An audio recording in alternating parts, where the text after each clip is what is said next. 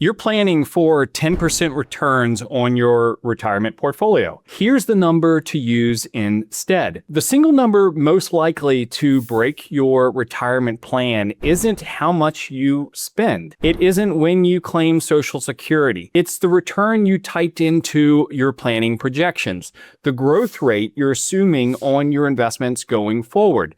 And if you're like most people, it's too high. I'm going to show you what the biggest names on Wall Street, Vanguard, JP Morgan, BlackRock, Schwab, are actually projecting for stocks over the next decade. It's nowhere near the 10% most people plug in, and I'll give you the one planning number to use instead. Here's the part almost nobody accounts for. Getting this wrong barely scratches a 33-year-old, but it can quietly wreck someone who's 62 or 63. Same mistake, completely different consequences. Stay with me, because once you see why, you'll never look at that 10% the same way again. So where does that 10% even come from? What am I even talking about? It's not made up. Over the last 100 years or so, the U.S. stock market has returned about 10% a year on average, call it 7% after inflation. And the last decade made it feel almost conservative. Over the past 10 years, through May of 2026, the S&P 500 returned about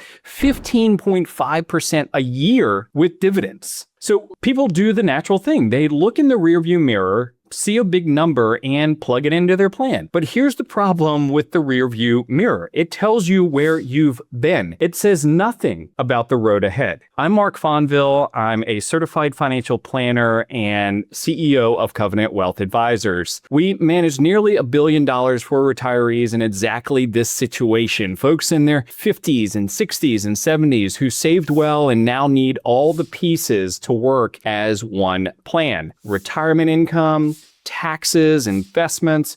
We plan them as one because that's how they actually work in real life. We even boiled the retirement planning issues to consider down into a free library of checklists, by the way. I'll point to it in a bit. For now, let's look at the numbers, because the piece that quietly drives everything is the return you assume on the growth of your money. So let's talk about what the professionals actually expect from here, not what happened, what's actually coming. Every year, the biggest asset managers publish something called capital market assumptions. Fancy term, simple idea. It's their best estimate of what each part of the market, U.S. stocks, foreign stocks, bonds, will return over the next 10 years or so. Not the past, the future from today's starting point. And here's what's remarkable. These firms don't agree on much, but right now they almost all agree on one thing. U.S. stock returns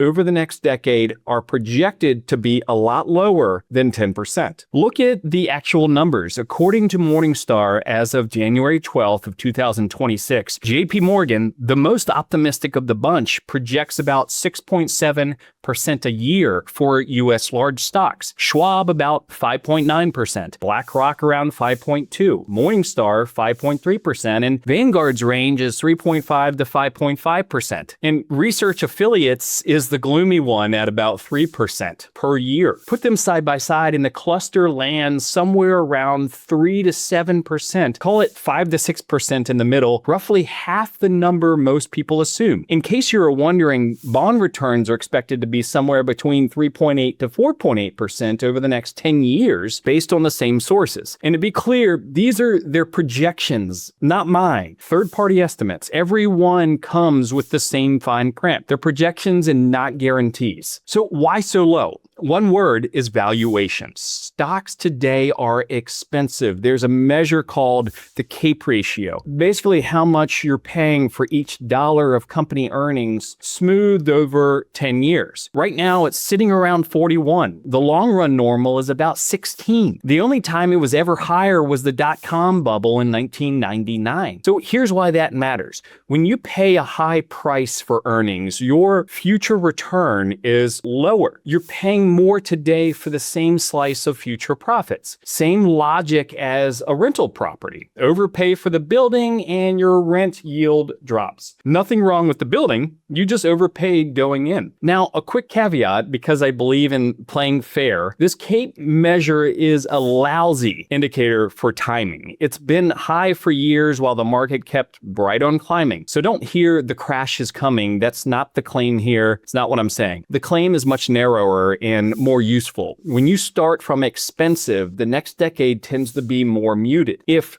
digging up the actual numbers behind the headlines, by the way, is the kind of thing you want more of, subscribe to the channel. That's pretty much what we do here every week. So the average is likely lower than you assume. Annoying, but survivable, right? Well, it depends entirely on one thing, your age. And this is where it stops being academic. Here's the part that I think matters most for you, and it's the part the spreadsheets often miss. When you're still working and saving, a bad year is almost a gift. The market drops 20%, your paycheck keeps buying shares on sale, and when it recovers, you're ahead. During the saving years, the order of your returns barely matters. Bad year, then good year, or good year, then bad year, you land in nearly the same place over the long haul. Anyway, that's the idea. But the day you start pulling money out, that actually flips completely. Now, the order of returns matters enormously. So think about it. If the market tanks in your first few years of retirement, you're selling shares to live on at low prices, and those shares are gone. They're not there to recover when the market bounces back. Researchers call this sequence of returns risk. In the plain version, it's not just what you earn on average, it's when you earn it. So how big a deal is this? Well, the retirement researcher Wade Pfau put a number on it. He found the returns in just the first 10 years of retirement can explain about 77% of your final outcome. 77% from the first decade. That's why the few years right around retirement get called the red zone. So let me make this a little bit more concrete for you. Take a hypothetical couple, Dave and Karen, both 63, retiring with $1.5 million, pulling $75,000 a year. Picture two versions of them, identical in every way. Same average return over 30 years, same spending. The only difference is the order of those returns. One version hits a rough market patch early, the other hits the same rough patch late. So here's the kicker. One version still has roughly $600,000 left at age 90. The other one ran dry at 82. 8 years short. Same average return, same spending, only the order changed. Now, keep in mind, this is a hypothetical example for illustration only and not actual client results, but the lesson here is absolutely real. So stack the two problems together. The expected return is lower than you assumed, and if you're near retirement, the timing can hurt you in a way it never could at 35. That's the whole reason an overly rosy assumption is so much more dangerous now for you and your family. Quick question, by the way, and I actually want your answer if you don't mind. When you run your own retirement numbers, what return do you plug in? The historical 10% or something lower, something higher? Go ahead and drop it in the comments and just keep watching, because the number we actually use is coming up next and it might actually change your answer a little bit. If 10% is too high, what's the right number then? Let me build it with you piece by piece. Start with that balanced portfolio projection. Call it around 6% for a sensible mix of stocks and bonds. That's already the firm's forward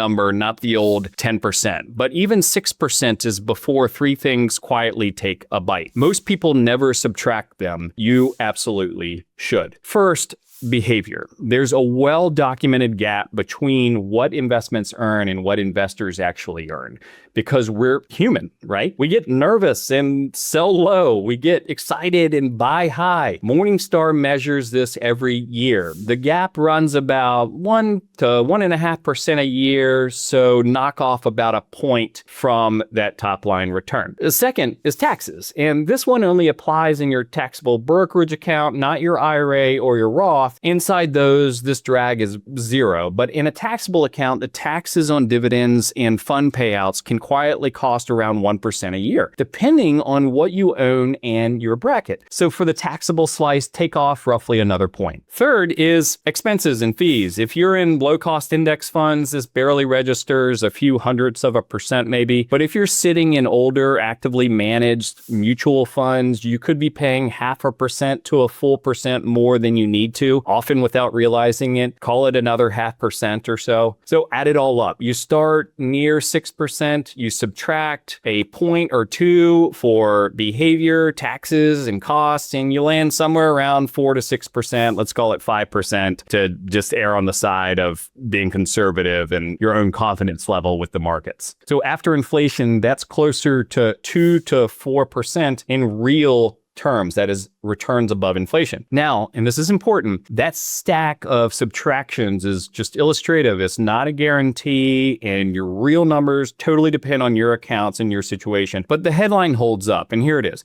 You assume 10%. A prudent planning number might be closer to 5%. Figuring out your number across your specific accounts is exactly the kind of thing you shouldn't eyeball. So we built a free retirement planning checklist, by the way, that walks you through the assumptions that actually move your plan, return, inflation, withdrawal rates, taxes. It's free, along with 15 other checklists we use with clients, and it's the first link in the description below, so be sure to grab that one first. So, by the way, you've got the honest number now. What do you actually do with 5% or 6%? That's the part that changes everything. So here's the good news. You don't have to predict the future. You just have to build in a margin of safety. And there are 4 moves to that. 1, plan on the conservative number. Use something in that, say, 4 to 6% range as your planning input, not because the market can't do better, but because you want a plan that survives if it doesn't. If you're pleasantly surprised, wonderful. Spend more. Go on nicer vacations. Surprises in that direction are the fun kind. 2, stress test it. This is the big one.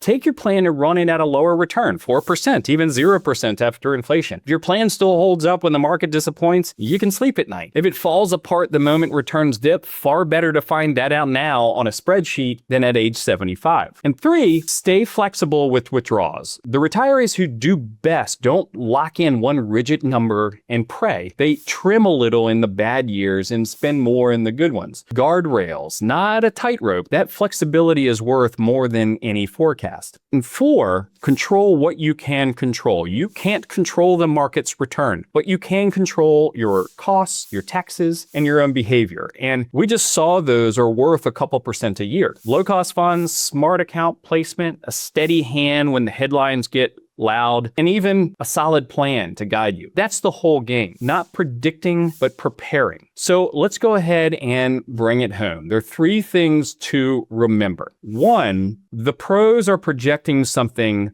like 3 to 7% for stocks over the next decade, not 10%. 2, because of that timing problem, an overly optimistic number is far riskier near retirement than it ever was earlier. And 3, plan on something closer to 5% and stress test even lower. Here's the reassuring part, and it's the reason I wanted to make this video. Being too conservative costs you very little. Worst case, you reach your destination early and you underspent a little along the way. But being too optimistic, that's the one you can't undo. That's the forced lifestyle cut at 80 that nobody wants. Given the choice, you want the safe mistake every time. So once your number's honest, the natural next question is, how much can you actually spend each year without running out? Go ahead, request a free strategy session with my team, and we'll walk you through how we can help you think through that question. The link is below in the video description as well with the others. I'll see you on the next video. Thanks so much.